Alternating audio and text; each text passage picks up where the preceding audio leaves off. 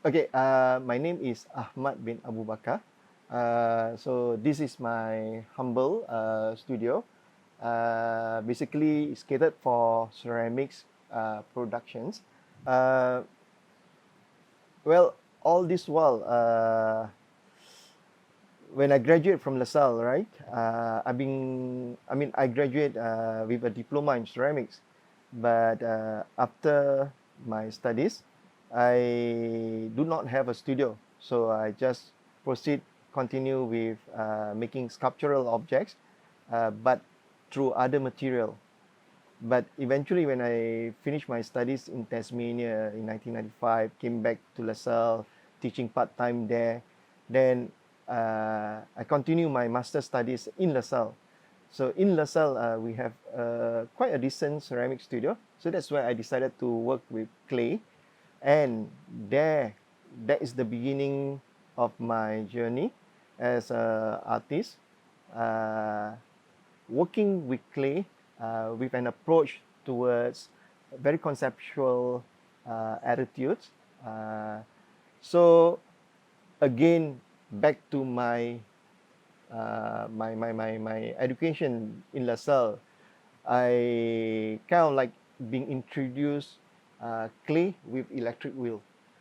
So when I was doing my master's programs, I like to challenge myself where can vessels be seen apart from just normal vase or pottery be presented in a very different way as a sculpture, as an installations work.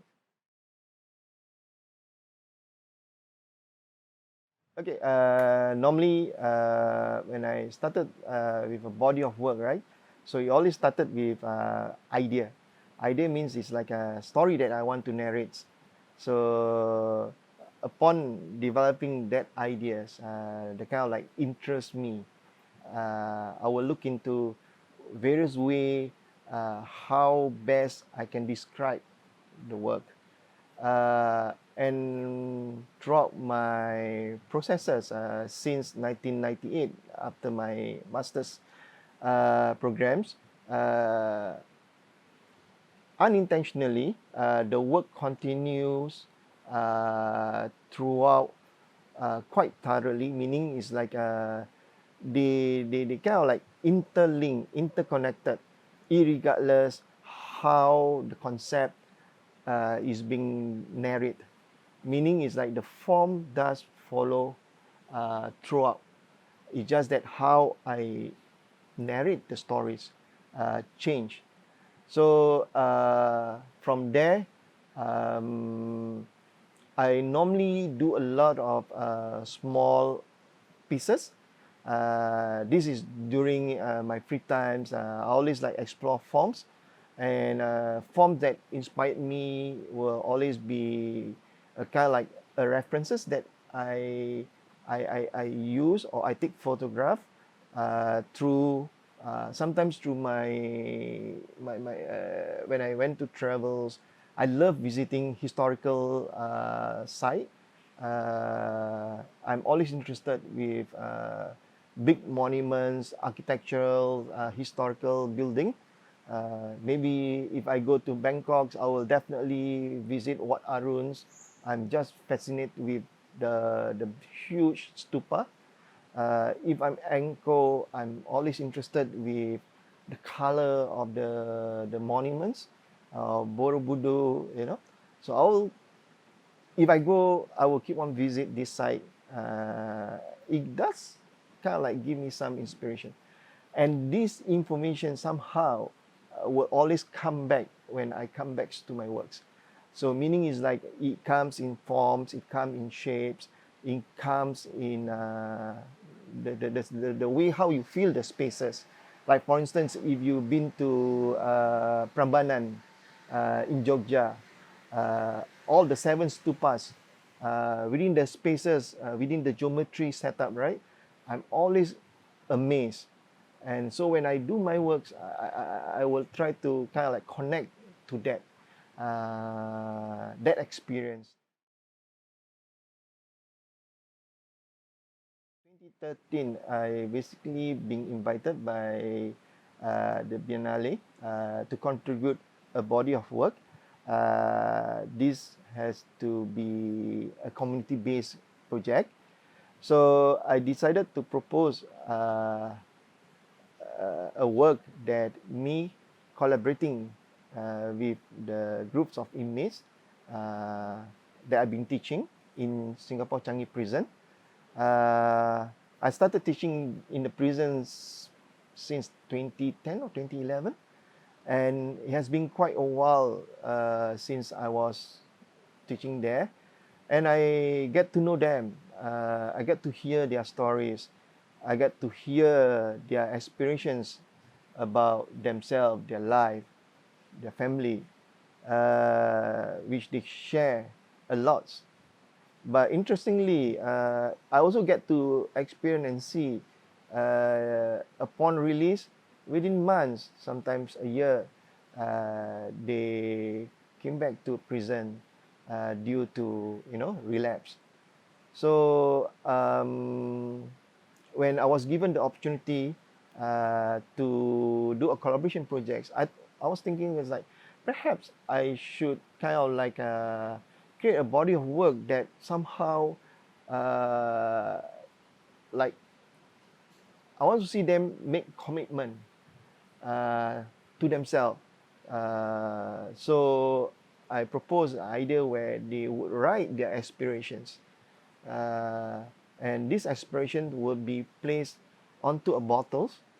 With the ideas, it will be placed onto a boat, and this boat that would somehow represent us, the society, that will help to lead them to a much more appropriate destination, rather than just like when you have a message on the bottle you throw onto the sea and it floats to nowhere, right? So this time we give a boat that us, the society, will help together form them back to their life. For this project, Tanah Ku Punya, basically the inspirations derive from a piece of land that I inherited from my late parents, which is in Malacca, where actually the place I was born. So what happened is like when both my parents left, they left us that lands. I thought that was a kind of like a piece of more than a goal, which connected to me, and and I'm is actually a paddy field, and I just do not know how to plant paddy, so I thought it would be nice if I would to somehow dedicate a body of work that would somehow remind me of me, my parents, the place that I was born, and and the whole experience about owning a piece of land. So that was the beginning of how these projects that end up with, I think, 3 of my solo shows, or plus one a duo show. So throughout this whole journey within myself, my art practice, I can see that there's some between connections, tensions in developing that bodies of work. And I start to believe that actually this is a beautiful journey for me to continue for a few more years to go in regards to how this work can somehow represent me, between me, my identity, uh, and I think it's important, I guess, for people to see me, a person, an artist who have two nationality when people need only one nationality. You know, I will never make a choice, but I love these two countries. Okay. Basically, currently I'm preparing a body of works. Apart from the show in Gilman Barracks, I'm also preparing for a major installation works in May 2021. Then, at the same time, upon that, I am also thinking of perhaps should I consider uh, some further research work, which perhaps maybe I may want to go back to school to study.